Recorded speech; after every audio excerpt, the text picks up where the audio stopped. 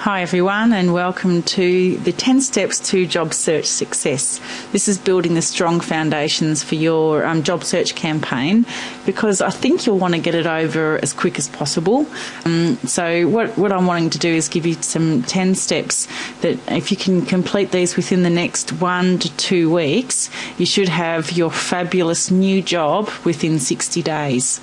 So this is an online video, and it forms part of the Job Search Gold coaching program, and I'll be taking you through the steps. These are all action steps that you can actually start thinking about straight away, so to get you headed in the right direction and moving forward.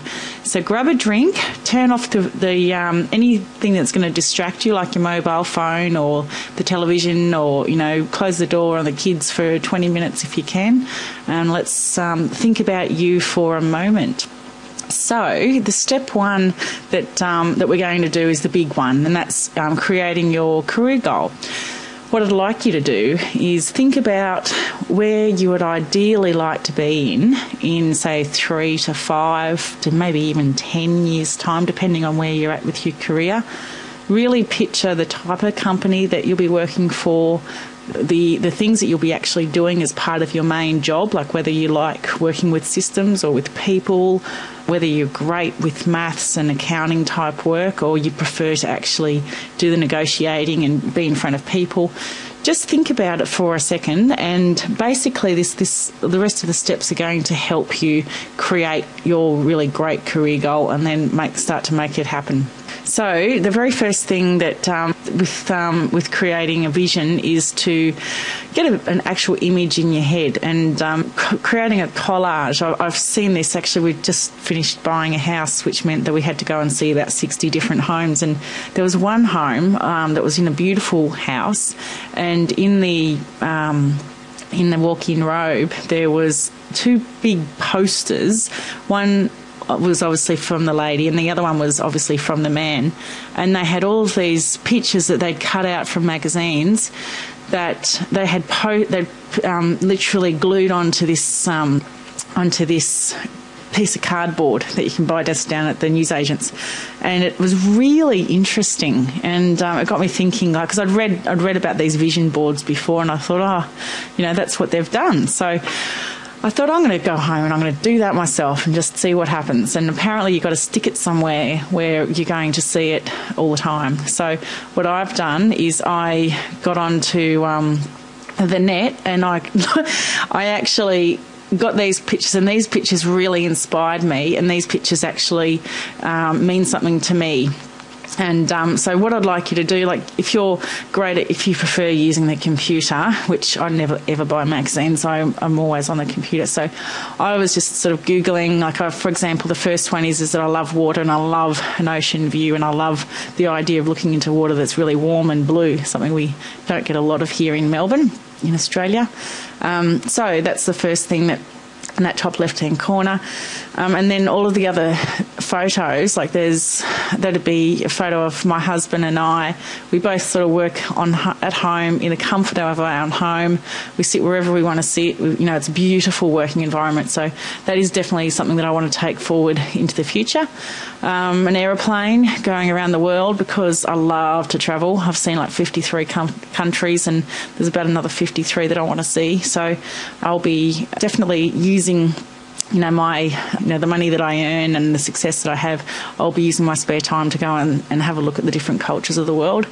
And the next one is there's 2 kids. So I've got a son now.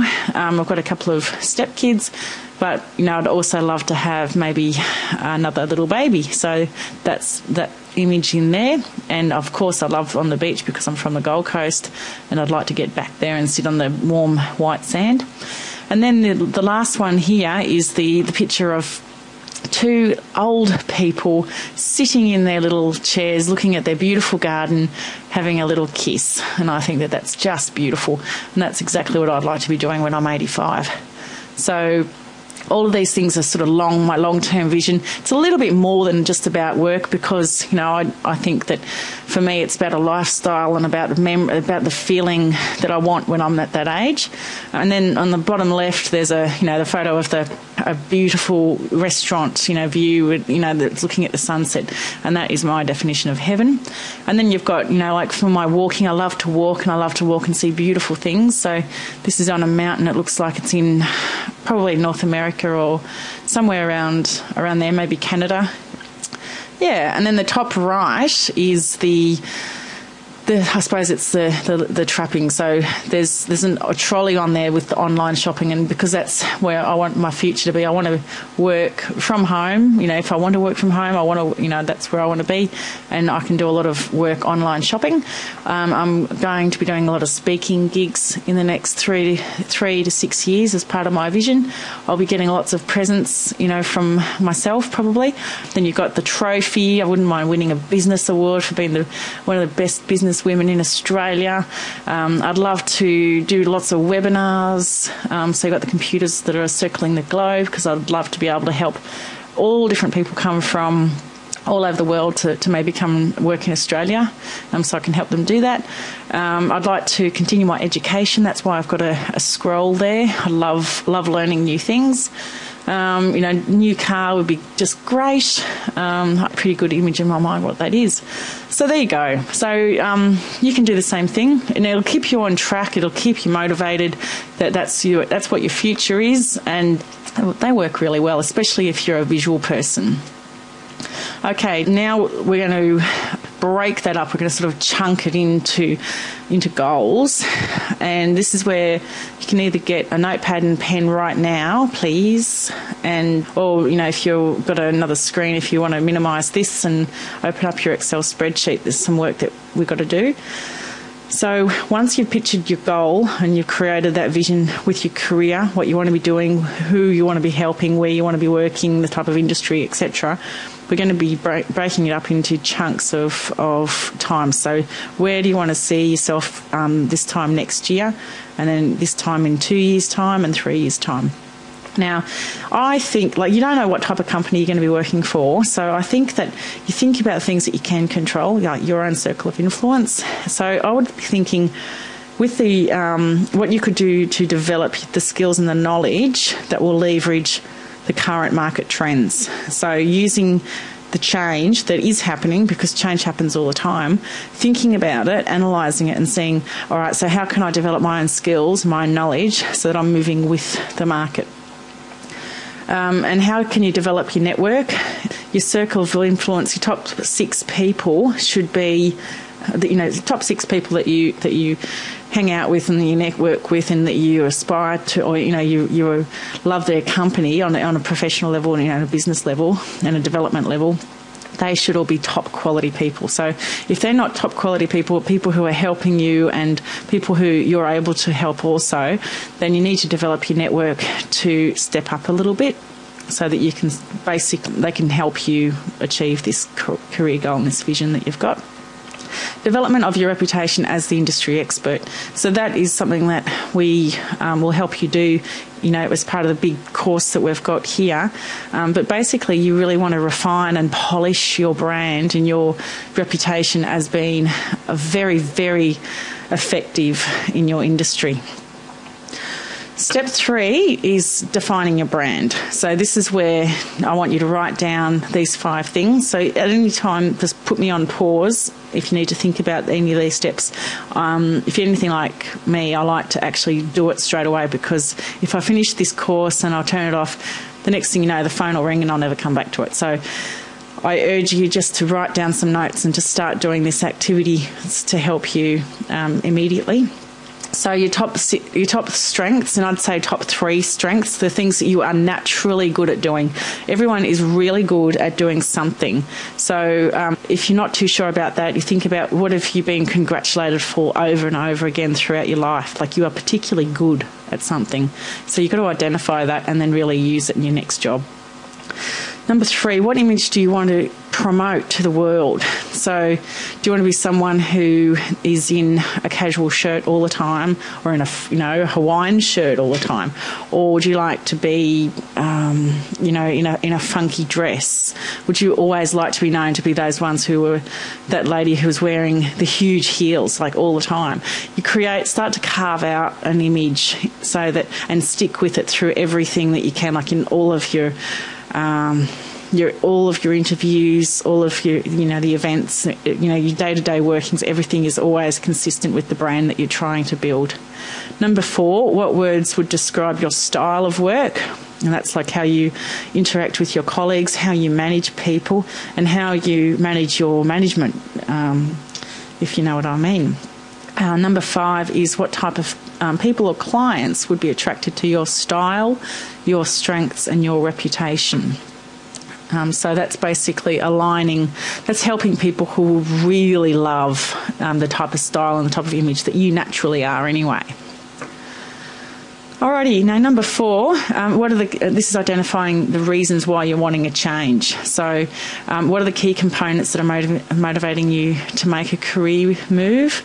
Now that could be more money, it could be a different location, you might want to work closer to home, you might want to have better work-life balance.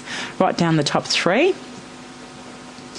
Number 5 is defining your ideal company. So this is these areas here that you've seen listed as some of the common ones that I found when I was in recruitment. People would move because they wanted maybe a better company, or they wanted more challenges, or they wanted it to be larger, or they wanted it to be multinational or interstate opportunities, that sort of thing. Maybe they're looking for better leadership. Maybe they're looking for a company that's got better values and better culture. Maybe they're looking for a company that really supports personal development, or maybe they've got a proven success rate.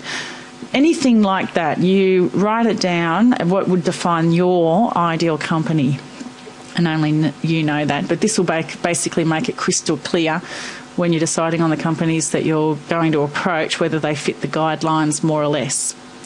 Number 6 is outlining your value proposition. So this is actually looking at it from the eyes of your future employers. The decision makers are going to look at you, and they're going to probably say in their mind, how have you proven to be worth the salary that you've been taking? What are the results that you've brought to your employer? What problems have you helped them solve over the past 12 months to, say, 3 years? Alrighty, so now what I want you to do is put me on pause and list the top 15 instances where you have provided value to your employers over the last 5 years. And now this could be to your customers as well, because you're representing the company, or it could be to stakeholders. You could have anything that saved someone money or made them money or created a better efficiency with the system. Anything like that is going to be part of the 15. So if you can put me on pause and do that now, thank you. Okay, now next one, we've got step 7, choose 3 strategies to approach your market. Now, you have got a lot to offer because we've defined what your value proposition is. We've defined 15 things that you've really been effective as an employee. Now we're going to tell the people who matter. We're going to tell those 15 companies who you've provided as a hit list, who are your ideal companies, and we're going to decide how we're going to contact them. So choose out of these different areas which ones you prefer. If you have any questions about any of this, let me know. But these are the most common strategies to use. You can use all of them if you like, but it's up to you. Step 8 is creating the compelling strategy. So it's not just a resume and cover letter, it's your LinkedIn profile. It's anything. When I Google your name, what comes up. So it's even Facebook. If you've got Facebook, just make sure that looks professional and none of the photos are on there, or you haven't been tagged in anyone else's Facebook profile. You might want to consider doing a video resume, which is excellent if you're in sales and marketing and business development. But they are the lowdown, and the course will give you more insight into all of these steps. Step 9 is realising the potential of your existing network. So you do know a lot of people who know a lot of people. LinkedIn will help you do this, but writing on a notepad all of the people that you know and that you've got a relationship with, and then speaking with them about information in informational interviews, which we'll talk about soon. And the next one is the 2-week plan, and that basically will lay out exactly when you're going to do each of these steps. So I hope that's helped. It's Bonnie Power, and I'll speak to you soon.